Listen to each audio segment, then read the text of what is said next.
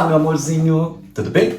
Quero falar com você sobre o conto O Segredo do Bonzo, de Machado de Assis. Esta narrativa, assim como o conto O Espelho e o conto Teoria do Medalhão, são importantíssimos para você entender as ideias de Machado de Assis. Essa história é apresentada como um capítulo inédito do livro Peregrinação, de Fernão Mendes Pinto, que no século XVI funcionou como um contraponto aos Lusíadas de Camões. Contraponto por quê? Enquanto os Lusíadas falavam da expansão marítima portuguesa, da viagem dos portugueses pelo Novo Mundo ali no Oriente, de maneira heróica, de maneira enfática, o Fernão Mendes Pinto apresentava esses fatos de uma maneira negativa, até mesmo irônica. Essa história se passa no ano de 1552, num reino chamado Bungo, na cidade de Funchal. Nela, o narrador, Fernão Mendes Pinto, está acompanhado de um cidadão português chamado Diogo Meireles, que faz meses que já estava ali. E primeiro ele trabalhou como comerciante e depois se tornou médico. Medicina! Quantas vezes nas narrativas machadianas os médicos aparecem como personagens extremamente inteligentes, muito sagazes, muito espertas, o que não necessariamente significa integridade de caráter. Enfim, os dois estão aí andando pela cidade de Funchal quando eles encontram um sujeito chamado Patimal, que conta para o povo que está ali ouvindo o seu discurso enfático, do que ele está falando? Ele está falando sobre a origem dos grilos. Então, de acordo com a sua teoria, os grilos viriam de uma conjunção do ar com o folho de coqueiro e a lua nova. E adivinha qual a reação do povo diante de uma teoria tão absurda?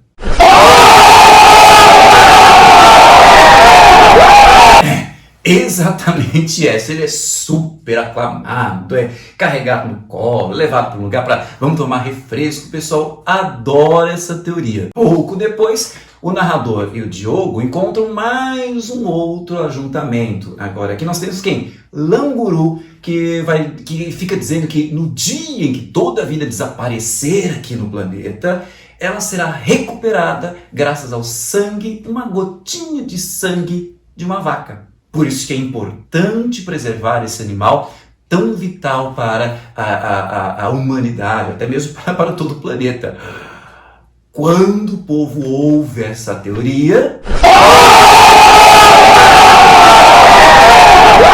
Exato, mais aclamação, todo mundo homenageia, festeja, o cara é carregado numa carruagem, e aí, nossa senhora, você, eu... E essas duas personagens, o Diogo e o narrador, o Fernão Mendes Pinto, eles estão intrigados. Mas o que está acontecendo aqui? Que loucura é essa desse povo? É aí que eles encontram Titané, um morador ali de Funchal, que era amigo do Diogo. Extremamente admirados, eles resolvem contar para Titané tudo aquilo que eles acabaram de presenciar. É aí que esse sujeito fala o seguinte... provavelmente esses dois caras que vocês viram, eles estão seguindo a nova doutrina criada pelo Bonzo Pomada. Caso você não saiba, Bonzo é o mesmo que sábio chinês. Então, diante dessa revelação, eles pedem, não, queremos conhecer esse Pomada, queremos saber que doutrina é essa, por que esses sujeitos tão loucos, estão inspirados em falar essas bobagens tão gigantescas e o povo acreditando piamente. Muito bem, é isso que o Titané vai fazer, vou apresentá-los ao Bonzo Pomada. Dito e feito, os três estão agora diante do grande sábio chinês que resolve revelar a sua doutrina, a sua teoria. Ele fala o seguinte... que todo saber, toda virtude, ou seja, todo conhecimento, toda qualidade, todo caráter, na verdade tem duas existências.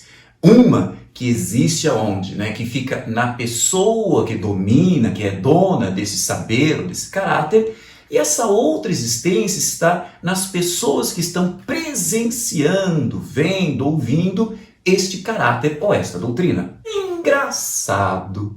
Isso faz lembrar um outro conto de Machado de Assis, que é O Espelho, em que A personagem nos fala que nós temos duas almas, a interna, que é como nós nos enxergamos, e a externa, que é como nós somos enxergados. Eu até aconselho que você consulte aqui, veja a análise que eu fiz desse conto. Para deixar mais clara a sua teoria, Pomada nos apresenta alguns exemplos. O primeiro é o seguinte, ele fala: de que adianta uma árvore, uma laranjeira, dar excelentes frutos se ninguém sabe da existência dela? Então o valor desses frutos é o mesmo dessas plantas bravias, sem significado nenhum. Aí Pomada cita uma tal pedra da lua, que dizem, quando colocada em cima de uma montanha ou em cima de uma torre, ela produz um brilho que é capaz de iluminar toda uma campina. Acontece que esta pedra não existe, mas todo mundo faz comentários sobre ela. Concluindo, de acordo com o sábio, o fato sem opinião não vale nada. Mas a opinião sem fato nenhum, isso sim é que vale. Olha só como Machado de Assis é extremamente atual. Você pode puxar essas reflexões do Pomada para os dias de hoje. Você tem as pessoas falando, acreditando em coisas que não existem. Coelhinho da Páscoa, Papai Noel, racismo reverso. Agora, há acontecimentos que não valem nada se ninguém fica sabendo. Por exemplo, imagina você passando no vestibular e ninguém sabe disso. Seria uma desgraça, não seria? Mas é aí que você vai me dizer: professor bestão, eu tenho uma preocupação com o que os outros estão pensando. O que importa é que eu estarei feliz porque eu fui aprovado, eu passei no vestibular. Então você já está entendendo onde o Machado de Assis quer chegar. Você, que tem maturidade, está aí me dizendo: eu não me preocupo com a opinião dos outros, o que importa é a minha felicidade na aprovação. Ou seja, você não está preocupado com a aparência, e sim com a essência. Mas isso é você, e não a sociedade que o Machado de Assis está criticando. Infelizmente, vivemos numa sociedade que é muito mais preocupada com a aparência do que com a própria essência. Faz até lembrar aquele meme que vi dia desses, né? De um sujeito falando que passou em medicina. Aquela comemoração exuberante. Aí logo embaixo tinha um sujeito falando: passei em história. E o povo... Tá vendo como a sociedade é? Enfim, os três, o narrador, o médico e Titané, resolvem aplicar essa teoria do bonzo Pomada. Titané é um artesão, ele faz alparcas ou alpargatas, um tipo de calçado. Então o que esse espertinho vai fazer? Ele vai fazer publicar no órgão de imprensa da região, na mídia, né, da região, notícias falsas de que as suas alparcas estavam conseguindo um sucesso fenomenal, tanto na China quanto em Malabar. Chega até a mencionar que 22 mandarins estão pressionando o governo chinês a transformá-las nas alparcas do Estado. Qual é o resultado? Titané passa a vender suas alparcas que nem água, né? Porque o povo fica impressionado, é um sucesso, também quero, ninguém quer ficar para trás. Mas o narrador discorda do Titané, dizendo que o amiguinho fez não foi a aplicação da teoria do Pomada, porque o que ele fez foi impor uma opinião que o próprio Titané não tinha. Quando, na verdade, de acordo com Fernão Mendes Pinto, o segredo está em impor uma qualidade que a própria pessoa não tem. E é isso que o narrador vai fazer. Ele vai tocar diante do povo ali de Funchal a charamela, que é um tipo de instrumento de sopro, né? Mas ele vai fazer de uma forma tão espalhafatosa, tão exagerada, tão escandalosa, cheia de gestos. Não, pior, é que a charamela, o instrumento, ele vem assim no quê? Numa bandeja de prata. Então quem vê fica tão impressionado com todo esse espetáculo que fica convencido de que ele é um grande músico, um grande instrumentista, desculpa, quando o próprio Fernão sabe que não sou porcaria nenhuma de grande instrumentista, mas consegui convencer esse povo. Então que vem ou melhor, justamente na mão do médico, o Diogo Meirelles. Funchal estava sendo, naquela época, cometida de uma doença que inchava o nariz de muitos daquela população. O nariz ficava tão inchado, tão grande, que ficava aquela coisa pesada, prejudicava, uma coisa horrorosa. A solução, em nome da saúde, do bem-estar e até da estética, qual seria? Era cortar o nariz, cortar toda aquela coisa inchadona. Mas quem é que queria ficar sem nariz? Tinha um monte de gente que dizia, não, eu prefiro morrer. Eu prefiro morrer do que perder a vida! Tá, Chaves, eu prefiro morrer a perder a vida. Não, ou melhor, no caso aqui, eu prefiro morrer a perder o nariz. É aí que Joe inventa a solução, um tal de nariz metafísico. O Machado adora essa expressão, metafísico. Metafísico é aquilo que vai além do físico, além deste terreno. Então, o que seria esse nariz metafísico? Um nariz que você não consegue ver, você não consegue palpar, está além do sensorial, está além dos 5 sentidos. Mentira pura! É lógico que a reação inicial do público, para que ele está apresentando a solução, o tal do nariz metafísico, então essa reação inicial é de recusa. Mas ele vai citar o fato de que esse nariz é comprovado e defendido por tantos e tantos filósofos, que os filósofos que estão ali perto, como eles não querem ficar para trás, nossa, tem tanta gente importante concordando com isso, não, eu não quero ficar para trás, eles também vão acabar concordando com essa existência do tal nariz metafísico. Ou seja, essa recusa inicial, ela é derrotada pela energia das palavras, pela energia da apresentação de ideias, da exposição de uma opinião. O resultado, você já sabe, as pessoas se convencem da existência deste nariz metafísico. E olha, para o bem delas, o cara fez uma sacanagem, né? Então o que ele faz? Ele tira, ele corta, ele elimina o nariz das pessoas, faz toda aquela frescurinha. Abre uma caixinha, pega delicadamente o nariz, invisível, coloca ali, e as pessoas ficam tão crentes de que existe realmente o nariz, que muitos chegam até a assoar o nariz inexistente. Você tá rindo desse povo? Coração.